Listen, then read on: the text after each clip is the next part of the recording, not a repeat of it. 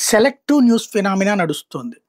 ఆహ్, వైసీపీ వాళ్ళెవరన్నా కేసుల్లో ఉంటే అది హైలైట్ చేస్తుంటుంది తెలుగుదేశం అనుకూల మీడియా.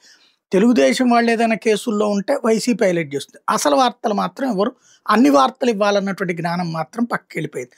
గోమాంసం పెద్ద ఎత్తున ఆంధ్ర నుండి ఎగుమతవుతోంది. అందులో తెలుగుదేశం పార్టీ నాయకుడు అనుచరుడే దీనికి కీలకం అన్నటువంటి సాక్షి రాసుకొస్తుంది. ఈనాడు జ్యోతి అది టచ్ కూడా చేయట్లేదు. టీడీపీ గోదాం నుంచి నుంచే గోమాంసం ప్యాకింగ్ అంటూ ప్రతి నెల విశాఖ పోర్ట్ నుంచి ప్యాకేజీల ఎగుమతి 6 శాంపిల్స్‌ని అక్టోబర్ 3న ఫోరెన్సిక్ పంపిన పశుసంవర్ధక శాఖ. 3 నిషేధిత గోమాంసం ఉన్నట్టు గుర్తింపు. మిగిలిన వాటిలో 2 ఎద్దువి, 1 గేదె మాంసం. సౌంట్యామ్‌లోని కోల్డ్ స్టోరేజ్‌లో దొరికిన 9,921 బాక్సులు. బాపట్ల ఎమ్మెల్యే అనుచరుడు గుప్తా గోడౌన్‌గా గుర్తింపు. డీఆర్ఐకి అప్పగించకుండా అడ్డుకుంటున్న సర్కార్ అంటూ సనాతని పవన్ నోరెత్తరేం అంటున్న హిందూ సంఘాలు అన్నటువంటి.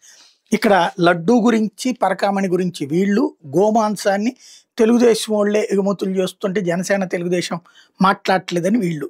ఇప్పుడు డ్రగ్స్ పట్టుబడ్డాయి అన్నటువంటి సందర్భంలోనేమో వైసీపీ అంటున్నాడు. అవి అసలు ఆంధ్రాతో సంబంధం లేదు, ప్లస్ డ్రగ్సే కాదన్నప్పుడేమో వార్తలు రాయకుండా ఉండేటటువంటి నిజం వీళ్ళది. అదే సందర్భంలో వీళ్ళ మీద ఏదైనా ఆరోపణలు వస్తే రాసేది వాళ్ళది. వార్తలు చచ్చిపోయి వార్తలని తమకి ప్రత్యర్థుల మీద అస్త్రాలుగా మాత్రం వాడుతున్న రోజులు ఇవి.